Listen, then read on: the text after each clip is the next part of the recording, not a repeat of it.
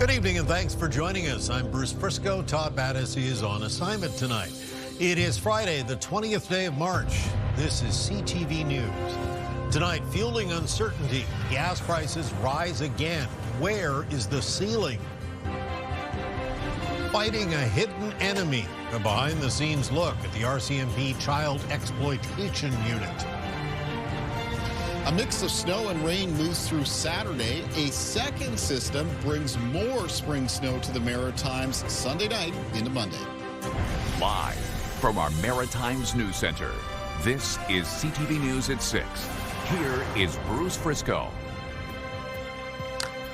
Good evening. We begin with some unfortunate news heading into the first weekend of spring. Gas prices surged overnight. It's all driven by the war in the Middle East, of course, and with no easy answers for peace there, experts say prices at the pumps will continue to worsen before they get better. Here's CTV's Callum Smith. For those who waited to fill up, the cost of gas went up around 6 cents across the Maritimes. It's terrible. Like, it's, what else can you say? Diesel jumped by about 10 cents in Nova Scotia and PEI. The same story for New Brunswick over the past 2 days. And Nova Scotia plans to use the interrupter clause for diesel at 12:01 a.m. Sunday. There is still more pain to come. Within the next week alone, fuel analyst Dan McTagg predicts We could see gasoline moving up another 5-6 cents a liter, and of course diesel moving up as much as uncomfortably as much as another 18 to 20 cents a liter. all thanks to the ongoing war. In some ways, we feel a little helpless in the face of it because it's well beyond us what's causing it. One massive fuel user is a municipality with hundreds of big rigs. It budgeted 18 to 23 million for the fiscal year. Now we're reaching the end of the year, and we're looking at end of year at 18.4 million. While purchasing in bulk saves money, this year's total is actually down about $4 million from the past 2 years. Gas prices don't really affect me much. I have to get gas regardless. I do drive a hybrid Honda, so I get gas every 2.5-3 weeks. Others contemplating that switch too. Especially in today's economy, you know, like you always have to watch your nickels and dimes. CAA says people will likely rethink road trips this summer due to higher costs, but points out that flights are more expensive too. If there's less road trips, that means there's probably less people traveling, and that means that cities and economies are going to be impacted all through the travel industry, restaurants, hotels, Airbnbs. And the timing couldn't be worse, with the switch to the summer blend of gasoline less than a month away. For gasoline, that really makes a bad situation worse and could bring us a lot closer, in some instances, to paying well over $2 a liter should the conflict continue. And when the war ends, he says a drop won't come as fast as the hike. Callum Smith, CTV News, Dartmouth. And this brings us to tonight's CTV News web poll. We're asking, if gas continues to rise, will your driving habits change? Yes, no, or I don't drive. As always, go to ctvnewsatlantic.ca to weigh in and see the latest poll results, and feel free to check it out for more coverage on fuel prices, ctvnewsatlantic.ca. Well, it is not just individuals who are struggling financially these days. New data suggests maritime businesses are reaching their breaking point as well. More than half are expected to raise their prices this year. CTV's Vanessa Wright has more on that for us. Raising prices isn't something most businesses take pride in, but lately it's harder to avoid. Last year, we noticed that the cost for our chocolate itself, the base ingredient that we use, had increased about 100%. So we held our cost, or that we were charging our customers, to the lowest that we possibly could for as long as we possibly could. But then we made the decision that we needed to actually raise it in the fall of 2025. He says another price bump could be coming soon on his chocolate and other specialty items. A tough decision this bakery in Windsor, Nova Scotia, has also had to make. We held off on that as long as we possibly could. But at the end of the day, I also have to buy a loaf of bread in order for me to eat. The latest Merchant Growth Survey found 64% of local businesses in Atlantic Canada will raise their prices over the next 6 months in order to survive. They really hold on for as long as they can, especially when the economic environment across the country is one of lower confidence as a result of, first COVID, then the real estate market, and then the tariff war, and now this this war in Iran. This is finally getting to a point where they can no longer continue to hold off, and they're going to be passing on those prices to their clients. The survey also found 1 in 5 businesses will hit pause on hiring new staff. We don't have that essentially luxury anymore. We have to manage all of those things. So we're closed more hours, which impacts our customers because they feel, disappointed that when they discover that you can't be open as many hours as you used to be. I hope consumers won't take the price bump personally, but charge it to the cost crisis that's affecting everyone, everywhere. Vanessa Wright, CTV News, Halifax. All right, here's a live look at Fredericton this evening, where it's currently 4 degrees. Perfect opportunity to get our first look at the forecast. And for that, we go to meteorologist Kaylin Mitchell. Not a bad day today. The wind was a little bit brisk. Yes. But we've got some weather coming in over the weekend. Yeah, some changes afoot already this evening in parts of the Maritimes. The initial mixture of some snow and some ice pellets and some rain is arriving in areas of New Brunswick. Initially, the best chance for rain right around the southwestern corner of the province, where temperatures were a little bit milder. But those temperatures will, of course, be coming down this evening and tonight. So even those areas that start off seeing some rain in the southwest of New Brunswick will likely turn over to some snow. This is part of a clipper system, which is a low-pressure system that is making its way through the northeastern United States. There's more to come with it for the Maritime region, and that's why this mixture of snow, ice pellets, and rain will become more widespread for the region as we move through tonight and for tomorrow. And there is certainly the potential that parts of the Maritimes could pick up some accumulation in the snow out of this weather system. Let's take a look at a snowfall outlook map for it, and this will run all the way through this evening, tonight, and basically all the way through the day on Saturday. So from now all the way through Saturday, 6 p.m. And areas that could pick up a little bit more snow include in around the Bay of Fundy coastline in New Brunswick, especially any areas just off the coast and a bit of higher terrain. Certainly possible there could be 5 to 10 centimeters of wet snow. Same thing goes for interior areas of the west of Nova Scotia, into the north of that province, Cumberland and Colchester counties, especially into the higher terrain again. Prince Edward Island could pick up 5 to 10 centimeters of a wet, compact snow, maybe with a few ice pellets mixed in. Other areas of Nova Scotia with amounts ranging from trace up to around 2 to 5 centimeters locally, and amounts of up to around 2 to 5 centimeters for parts of central areas of New Brunswick, a little bit later up towards the northwest. When I come back, though, Bruce, we'll talk about a second weather system arriving late Sunday into Monday. That one, too, packing a little bit of a spring mix for us. Yeah, the old man doesn't seem to want to let go. Yeah. Yeah, for sure. All right, thank you, my friend. Full forecast coming up a little closer to the bottom of the hour. Some good news on the affordable housing front from New Brunswick tonight, where the provincial and federal governments are investing millions of dollars for hundreds of new builds all over the province. CTV's Nick Moore has details. Make sure the community's involved. With the housing build happening in the background, a cost-matching agreement was announced in Fredericton between the federal and provincial governments to spur more construction. We're going to build more, and we're going to build faster. $300 million to deliver 1,200 new units in this province over the next 2 years. The agreement holds that at least half will be designated for low-income earners, and at least 160 will provide supportive and transitional housing. By using made-in-Canada solutions to tackle our unique and challenging housing needs, we create opportunities for New Brunswick and Canadian businesses and manufacturers. The federal government's $150 million portion is coming from its Build Canada Homes Agency, which was created last fall. The provincial portion will include $60 million in capital funding and $90 million in operational funding. We have come out to deliver on our commitment of new housing starts, and we have come out to deliver on our commitment to decreasing the number of people experiencing chronic homelessness in this province.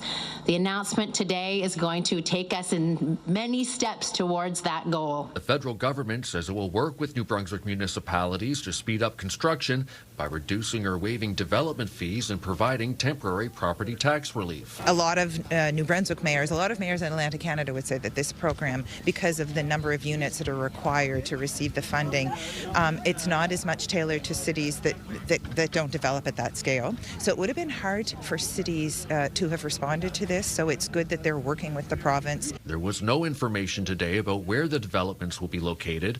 According to the federal government, 30% of the homes will be in smaller and rural areas. Nick Moore, CTV News, Fredericton. Nova Scotia Legislature is on a March break pause at the moment, but criticism over the recent budget continues to rage. Leader of the opposition and some charities are now raising concerns before formal debate will resume again next week. CTV's Jesse Thomas has more on that. Although they weren't directly impacted by provincial budget cuts, the Brunswick Street Mission says cuts to social services and other organizations will likely send more people to their doorstep. The last 3 years, the number of people using our services has gone up and up. But if more people have less, it means there's going to be more people coming to us for help. Nova Scotia NDP leader Claudia Chender says the budget is being cut in the wrong places and hurting some of the most vulnerable Nova Scotians. The opposition leader wants the budget scrapped and redone. We need to make sure that this government gets it right. This is a difficult time for Nova Scotians, and they need a budget that meets the moment, and this isn't it. Family SOS says a provincial funding cut of $300,000 could force it to shut down. The charity helps families in crisis by helping them build healthier relationships. I just received an email this morning from a community member that mentions that without our program, she's sure that her children would have been taken from her. It's cuts to organizations like this that the Brunswick Street Mission says will put pressure on them. The poorest people in our society are being forced to suffer more. And it's not their fault. Family SOS says it works like preventative medicine. They help 200 families annually and say cuts could lead to bigger costs later for government. Nova Scotians, we can't let families fall through the cracks. Like, we are here to protect and, be a community, and that includes our most vulnerable populations. The Premier's office responded in an email statement saying the budget makes tough choices to manage the financial pressures while protecting core services, and they point to a 12% increase in healthcare spending and housing investments, but acknowledge it didn't do enough to explain those decisions to Nova Scotians. The budget debate resumes next week. Jesse Thomas, CTV News, Halifax. It's an unfortunate reality. The number of exploitive images of children continues to rise on the internet. In an effort to fight back, RCMP in New Brunswick is strengthening its specialized exploitation team. CTV's Laura Brown got a rare look at the unit. It's a reminder of why they do what they do. A child held by an RCMP officer. Underneath, the warning that the room you're about to enter contains images of abuse. The predators of today are not hiding in the park at your local playground. Predators today are lurking from the comfort of their own home online. The screens are off in preparation for our visit. This is the New Brunswick RCMP's Internet Child Exploitation Unit, a team that's grown to become one of the largest in the country because of the rise in online child abuse. The team saw a 151% increase in files between 2019 and 2024, and between October and December of 2025, rescued 26 children. But the work takes a toll. What makes it difficult is being exposed to it, but also I'm a father of 2 kids myself. And when I see the evil that's in the world and what people are willing to do to children, it motivates me even more. Predators hide in plain sight on platforms like Roblox, Snapchat, and Minecraft, he says. And then they migrate the victim to another platform where it's harder for us to monitor, and that's where the abuse is happening. AI helps officers sift through images so they don't have to look at every single one. Public safety analyst Chris Lewis isn't surprised by the increase. His wife ran Ontario's team years ago. It had the biggest impact on her mentally than any other job she did in 30 years in policing. What can make a big difference when social media companies work quickly with police? We had an image that was shared on a social media website that afternoon. It was reported to us that afternoon, and by 2 a.m., the suspect was in custody and his child was safeguarded. He reiterated that talking to your children about online safety is now more important than ever. Laura Brown, CTV News, Fredericton. Get the Maritimes top stories, breaking news alerts, and watch live. Download the CTV News app. A few years after post-tropical storm Fiona, a new study is putting more of a price tag on just how much it costs the people in Cape Breton. And even though it's been a little while, some homeowners remember the damage and the recovery all too well. Here's CTV's Ryan McDonald. It's been 3.5 years since post-tropical storm Fiona made landfall here in the Maritimes, and plenty of Cape Bretoners still remember how much damage the storm caused to their properties. It was about 20-some grand that in the end that all of it cost, so it was a significant amount. The gale force winds destroyed the back deck at Denise Forgeron's elderly mother's home in Louisbourg. The family contacted their insurance company but got no response for months. We were concerned when my mom there in her 80s by herself, one exit to a house, and with the winter onset then. Based on this research, you might want to prepare longer than just 72 hours. This associate professor from Mount Allison University surveyed more than 800 CBRM residents about lasting impacts from Fiona. The findings show the average household loss at about $4,000, with some reporting damages as high as $20,000. Based on survey data and estimates of more than 46,000 households in the municipality, the total economic impact of Fiona is estimated at $183.6 million. People largely recovered on their own. Views on government preparedness and response were not all bad, but she's encouraging people to ask for better. Question things. If a new subdivision is being built and there's only one access road, ask what happens if there's a fire. And while the Forgeron's damage ultimately did end up being settled, we shouldn't have to do this, right? There should be a more timely route for people to get their claims looked at. Many will remember that generator sales went up dramatically in the days and weeks immediately following Fiona. And indeed, one more finding of the survey is that 92% of respondents report that they took it upon themselves to be better prepared for future storms. Ryan McDonald, CTV News, Sydney. It is a big weekend for hockey fans around here. For the first time in a decade, the CIS Men's Hockey Championships are in Halifax. St. Mary's University is playing host, with all the games being played at Scotiabank Centre. And that is where we find CTV's Jonathan McGuinness ahead of tonight's game. How's it going down there, John? Well, Bruce, this tournament got underway in a very positive manner for local clubs when St. Mary's Huskies beat the #1 seed Saskatchewan Huskies here last night 4-3 in overtime. Earlier today, however, the Université de Moncton lost to a very tough UQTR squad 4-0. Now, we're a little less than an hour from the University of New Brunswick, hitting the ice here behind me against Queens, and a good crowd is expected. The support from the city and the overall sports fan base is what makes these types of events a success year after year. But on top of that, we also have a wonderful volunteer base. This is an event city. This is a sports event city. So there's a lot of know-how on how to run major national championships and international events. And tonight, however, the focus will be on the UNB Reds, who will be looking to advance in this single knockout tournament. And Bruce, there is more to come. Next year, both the men's and women's national basketball championships will be held here simultaneously, followed by the women's national hockey championships in 2028. Bruce. Okay, lots of action there. Thank you, John. CTV's Jonathan McGuinness reporting live tonight from the Scotiabank Centre in Halifax, where the CIS Men's Hockey Championships are underway this evening. Okay, time for our first break. Still ahead, we'll join Todd Battis on assignment in Moncton for our interview segment. Our topic tonight, the value of arts and entertainment for our kids. Coming up next, though, the latest from the Middle East. Sources telling ABC News thousands of Marines and soldiers likely headed to the Middle East. What we're learning about that deployment, plus what we're also learning about the number of troops injured since the war began. I'm Olivia Rubin with the latest coming up.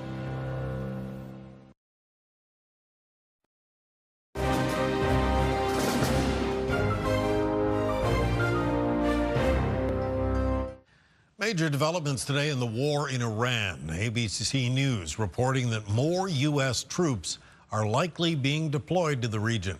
This as strikes overseas intensify. CTV's Laura Rubin has the latest. Today, thousands more Marines and sailors aboard U.S. Navy ships likely headed to the Middle East. Two U.S. officials telling ABC News 2,000 Marines aboard 3 ships left San Diego Wednesday on a previously scheduled deployment, but are now likely to be rerouted. This raising new questions about how long the war might last. We're doing extremely well in Iran. The difference between them and us is they had a Navy 2 weeks ago. They have no Navy anymore. It's all at the bottom of the sea. U.S. Central Command today releasing new images of strikes targeting a city in southern Iran. And Israel claims it killed another top Iranian leader, Esmail Ahmadi, head of intelligence for Iran's paramilitary force. Iranian state media today reading what it called a new statement from Iran's new supreme leader, thanking Iranians for their unparalleled bravery. But Khamenei hasn't been seen in public since the assassination of his father. We're having a hard time. We want to talk to them, and there's nobody to talk to. We have nobody to talk to, and you know what? We like it that way.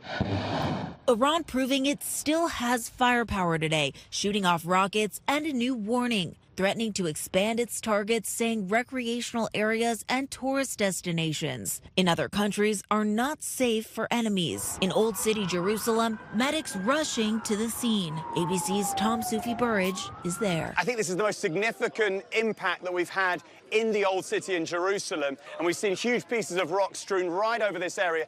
It just shows, how unpredictable this war is. And now a U.S. official telling ABC News 232 troops have been injured during this war, 10 of them considered seriously wounded.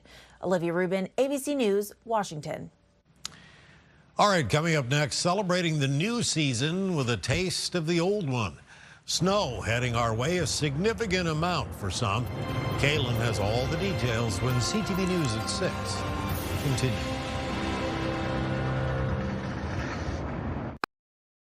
Snow.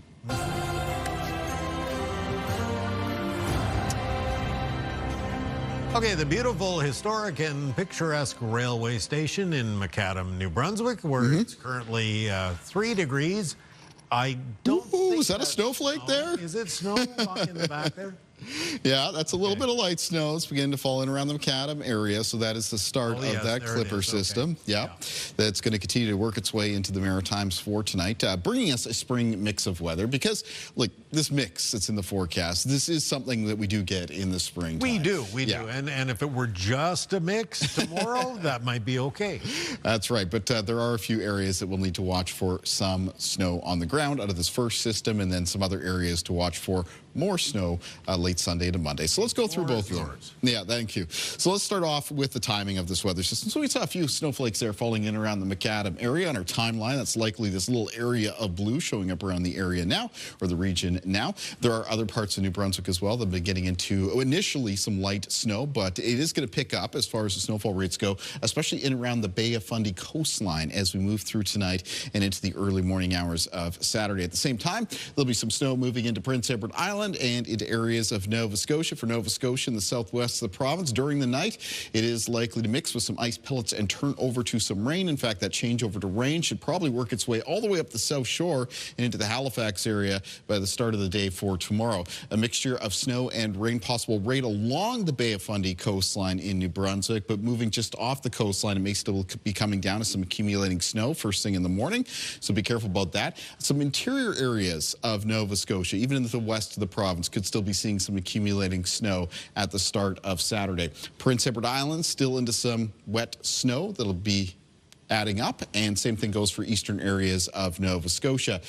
It is right along the Bay of Fundy coastline in New Brunswick, Prince Edward Island, some interior areas of Nova Scotia, and some of the higher elevations in that province up to Cumberland, Colchester counties and the Cape Breton Highlands that have the best shot of maybe picking up some wet snowfall amounts in the range of around 5 to 10 centimeters out of this first weather system. Now, it will be clearing the Maritimes west to east as we move through Saturday afternoon through the first part of Saturday evening. In behind it, for Sunday morning, some increasing cloudiness for the region. The next weather system arriving by late Sunday afternoon into Sunday evening for western parts of the Maritimes as some snow. Snow becomes more widespread Sunday night. And for Nova Scotia, a mixture of snow and ice pellets extending into Monday with some lighter snow for southern areas of New Brunswick and Prince Edward Island. We'll get back to that next weather system in a moment. Let's talk a little bit about temperatures, though. Low temperatures for tonight for most of the Maritimes, falling into a range around -3 to 0. A little bit colder than that up in the northwest of New Brunswick. There's some low temperatures between -4 and -7. Here's a look at the high temperatures in the forecast for Saturday, and mostly between -1 and +3 in the north of New Brunswick and central and southern parts of the province, with high temperatures between 2 and 5 degrees. For Prince Edward Island on Saturday, high temperatures between 1 and 3 degrees as that mixture of snow and ice pellets moves through. In eastern areas of Nova Scotia, high temperatures between 2 and 4 for Cape Breton, and same thing goes for parts of the north shore and eastern shore of the province, a mixture of snow, ice pellets, and some rain. There'll be some snow and some rain around northern and central areas of Nova Scotia, though closer towards the Atlantic coastline, mostly just rain.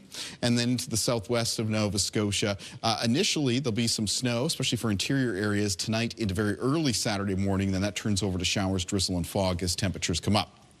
Now, the next weather system is another low-pressure system making its way through the northeastern United States. This one is expected to pass to the south and the east of the Maritimes. There will be an initial round of snow that arrives basically late Sunday afternoon through Sunday evening and night for the Maritimes, and then a second round out of this weather system of snow and ice pellets for Nova Scotia during the day on Monday, with some lighter snow in southern areas of New Brunswick and Prince Edward Island. Initial snowfall outlook for this weather system, the highest potential of snow and ice pellets amounts for the province of Nova Scotia, 10 to 20 centimeters, especially towards the Atlantic coastal counties. 5 to 10 centimeters certainly possible in the southwest of New Brunswick and parts of the north and west of Nova Scotia, as well as into western parts of Cape Breton, so moving to Victoria and Inverness counties. And snow 1 to 5 centimeters so far for Prince Edward Island. Keep on top of your forecast, though, for that Sunday night through Monday period, in case there are some changes with that weather system through the weekend. It's not uncommon to see that, especially when it's a mixture there of some snow, some ice pellets, and some rain. So for New Brunswick, on Monday should be relatively light snow in southern parts of the province. And then on Tuesday, it's a mix of sun and cloud. A chance of flurries after that on Wednesday, mix of sun and cloud on Thursday of next week. And then on Friday, a mixture of some snow and rain possible. So it looks like temperatures will be rising in a south wind. For Nova Scotia, in the forecast on Sunday during the day, increasing cloudiness, but snow begin to arrive in the southwest of the province as early as late afternoon and evening. Becomes more widespread, and then we're into that wintry mix for Monday. Tuesday, a mix of sun and cloud, a chance of flurries on Wednesday, a mix of sun and cloud on Thursday of next week. And for Prince Edward Island, in the forecast for Sunday during the day, a mix of sun and cloud, but snow arriving Sunday evening and night. Some further periods of snow on Monday, though for Monday it should be lighter. A mix of sun and cloud on Tuesday, chance of flurries on Wednesday, mix of sun and cloud on Thursday, rain possible on Friday of next week. Bruce. Happy spring, by the way. Yeah, thank you. You too. Wake up weather still to come. Thank you, sir. Still ahead, we'll look back on the remarkable career of actor and martial artist Chuck Norris, who has passed away. Coming up next, though, we'll join Todd Battis in Moncton with a special guest. Stay with us. Be right back.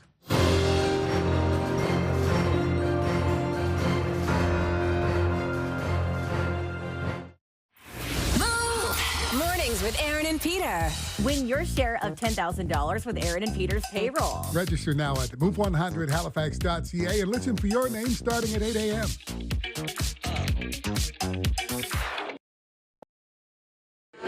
Welcome back to CTV News at 6 on a Friday night. I'm at the Hotel Delta Beausejour in Moncton, where the Moncton Youth Orchestra, part of Sistema, played as part of a panel and a speaking event that was held here today, looking at the value of arts and music and what it means to the economy. And we are joined now by the keynote speaker who presented today. Matthew Bell's an economist based in the UK, originally from Montreal. Welcome back to the Maritimes. Thank you very much. It's such a pleasure to be here. On what is supposed to be a spring day, felt a little more like winter today. It did, it did. I left London on Wednesday and it was about 15, 16 degrees. It was a shock coming back to Canada, that's for sure. It's a reminder of home. Look, your work with your group in the UK, you did a landmark study on the value of arts and music to the economy, and it's something I think perhaps we've had difficult time doing, is putting a dollar figure on the arts to the economy. But you were able to do that empirical work. Yes, and in a slightly different way. I think we're all familiar with saying this is the number of jobs get created and facilitated through the arts. What we wanted to look at it was a different way of thinking about the arts as an asset to society. And from that asset, we get a lot of benefits. We get benefits to the healthcare system. We get benefits to individuals' quality of life. We get benefits to people being more productive in work and trying to quantify that series of benefits that comes from the asset that is the arts. Often the arts is seen as items that are nice to have, not essential to an economy. How do you, I don't know, how do you confront that viewpoint? Yes, well, as an economist, I do always have to step back and acknowledge and underline the intrinsic value of the arts and what everybody gets out of listening to a beautiful piece of music or seeing a great theatrical performance.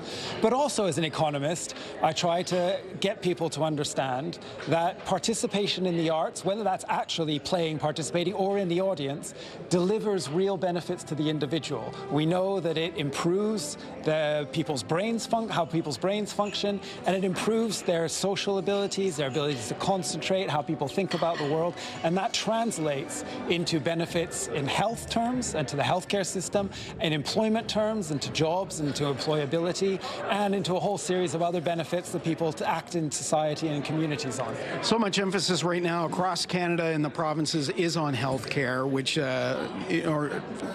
has challenges everywhere. Money's being put into that.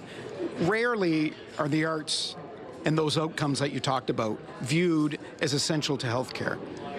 What argument can be made?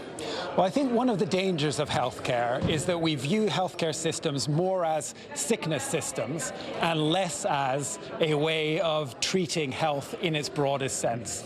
And so when we deal with them as sickness systems, then government pumps lots of money into health, rightly, in order to deal with people who are in desperate need of immediate care.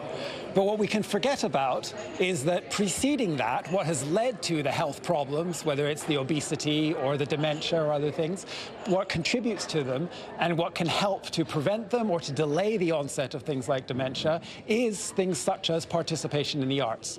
And participation in the arts in that respect helps to prevent future demand on the healthcare system, which is where some real value gets generated. You made the point in your speech that we look at things like hockey rinks, ball fields, as important as investments. We invest in elite athletes for the Olympics. There isn't necessarily an equivalent for the arts. No, and one of the things that we know of more as people is that we see very real impacts of sports on people's health, and therefore we make those investments for the sporting effect as well as for the wider impacts. And what we want to do is position the arts in a similar space, because the truth is that the arts deliver similar types of outcomes, similar types of health outcomes, similar types of impacts on work and on how people behave. I mentioned you did this study in 2024 for the British government. You're also doing work with Heritage Canada now. Yes, so the work we did in the UK was looking at very much at the UK, and the Canadian government, hearing about some of this work, was interested in maybe translating that into a Canadian context. And so we're doing some work currently with the Department of Heritage in order to translate our findings into a Canadian context to understand what the impact is on the health and well-being and productivity of the Canadian population of the arts and culture that exists in Canada. Nova Scotia in its last budget, in fact, is reduced, in some cases cut altogether. Arts funding, we know that arts funding in various countries there's pressure on those. What do you see when you look globally in terms of arts funding? Arts funding is definitely under pressure globally, and we know that governments around the world are having to make really difficult decisions given all the pressures on spending that currently exist. One of the things that we hope to do with this work is to give governments the tools to understand how to properly trade off the benefits and costs of funding the arts compared to other things, and where there are often hard figures sitting in front of ministries of finance about the benefits of investing in roads or investing in health services or investing in industrial plants. We want the same hard figures sitting in front of those ministries of finance about the benefits of investing in the arts. Well, it's a fascinating topic. It's certainly relevant. Matthew Bell, we appreciate you taking the time and coming to the cold, back home, to talk to us about it. It's always a pleasure. Thank you very much. We'll take a time out. We'll be back with much more of your local news.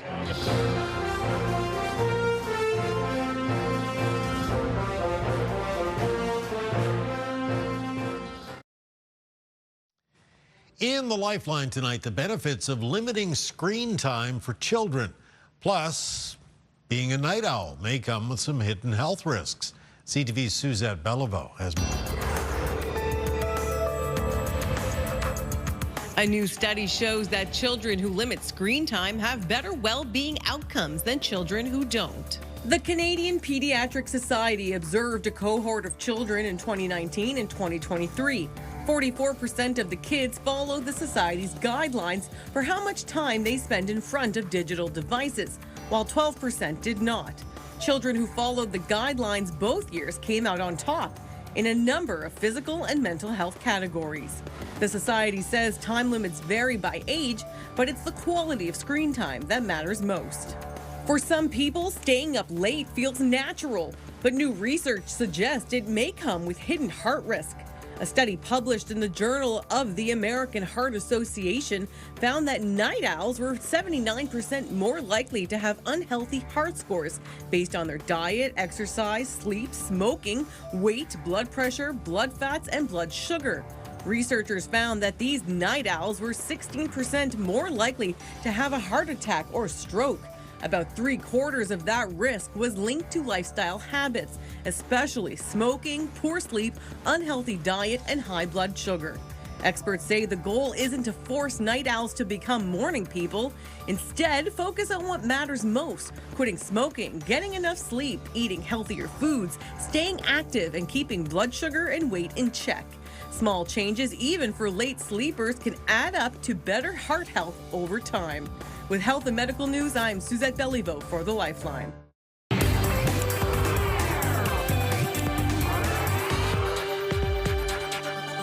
Some very, very sad news from Hollywood today. Hollywood tough guy and martial arts master Chuck Norris has passed away at the age of 86. He'd reportedly been hospitalized in Hawaii yesterday.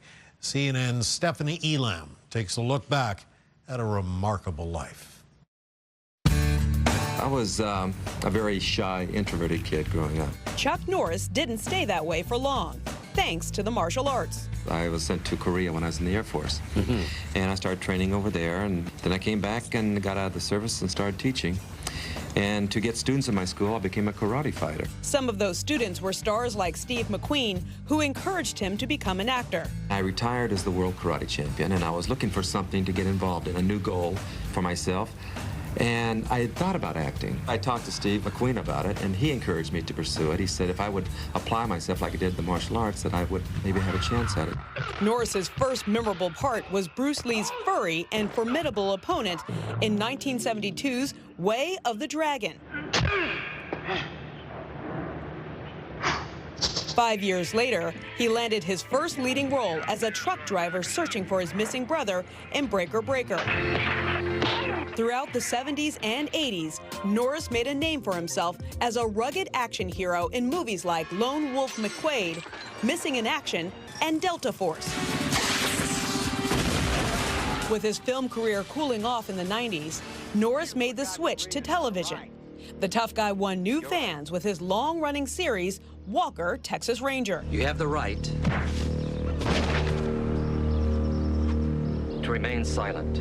Off-screen, Norris was a supporter of conservative causes and candidates like former Arkansas Governor Mike Huckabee. This race is extremely important for all of us. A born-again Christian, Norris expressed his faith as an author and columnist and advocated for religious education in public schools. In later years, he became an internet sensation as the subject of humorous Chuck Norris Facts, which satirized his tougher-than-tough image. He read a few of his favorites on the Best Damn Sports Show, period. When the boogeyman goes to sleep every night, he checks his closet for Chuck Norris. Norris kept poking fun at himself when he returned to the big screen in The Expendables 2. I heard another rumor that you were bitten by a king cobra. Yeah, I was. But after 5 days of agonizing pain, the cobra died. Online, on screen, and on the mat, Chuck Norris struck a chord with the public and left his mark as a performer and an athlete.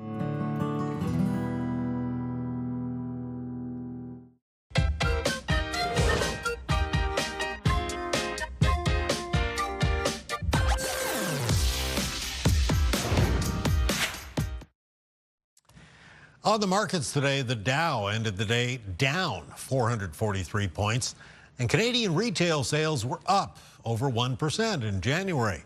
BNN Bloomberg's Morella Fernandez has more. Sales totaled $70.7 billion in January, with increases in 6 of 9 subsectors. Vehicles and parts led sales in January, up by 2% month over month. Sales of building materials were also up, and more jewelry, luggage, and leather were sold. Those items get lumped together. Sales were up across all provinces, with Alberta making the biggest gain. Here are the closing numbers for the day. The Canadian dollar is up a fraction to 72.92. West Texas Intermediate ended the day at 98.23. Western Canadian Select is up over $1 to 80.31. And the TSX lost another 537 points today. Those are your business headlines. I'm Morella Fernandez. Thank you, Morella. Now we'll head outside to Kaylin for a look at tomorrow's wake-up weather. Yeah, thank you, Bruce. So chilly out here on the weather deck. There's some cloud cover increasing here over in the north end of Halifax. Of course, in New Brunswick, we've already got a mixture of some snow and some rain that's beginning to come down, and there's more of that snow-rain mix for other parts of the Maritimes tonight into tomorrow. Let's take a look at a viewer picture for tonight, though. This is a nice one. It's coming in from Susan Allen from Stillwater Lake, Nova Scotia. We got some stratocumulus clouds here all lined up in neat little streets. So I want to thank Susan very much for sharing that with us. Stillwater Lake area for tomorrow. By the start of the day, what snow will have initially fallen tonight will have turned over to some rain. There will be some periods of rain during the day tomorrow, the high temperature near 3 degrees. Here's a look at our day planner to start the day around the Maritimes. So we have that mixture of some snow, some ice pellets, and some rain. Around the south of New Brunswick, Prince Edward Island, and much of Nova Scotia. You can see the morning temperatures mostly in the range of a few degrees below to a few degrees above the freezing mark. A little bit chillier in the north of New Brunswick, where they should be mostly done with the snow that they're going to be picking up for tonight.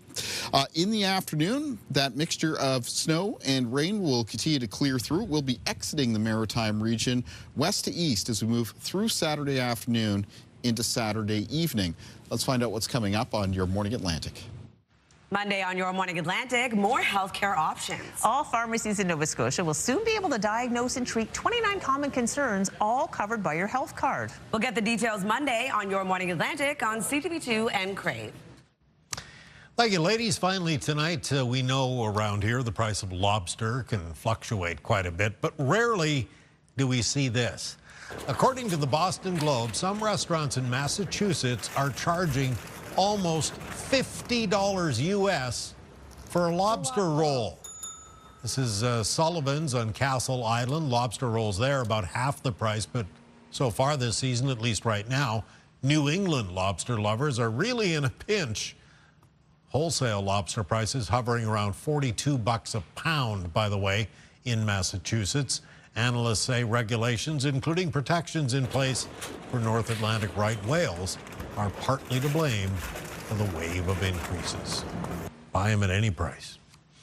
All right, that's our look at the news here at home. I'll be back with your latest newscast at 11:30 tonight. And of course, CTVNewsAtlantic.ca updates right around the clock. I'm Bruce Frisco. We're going to leave you tonight with the scenes of the fast-flowing waterfall at Victoria Park in Truro. Have a good night and a great weekend. We'll talk to you soon.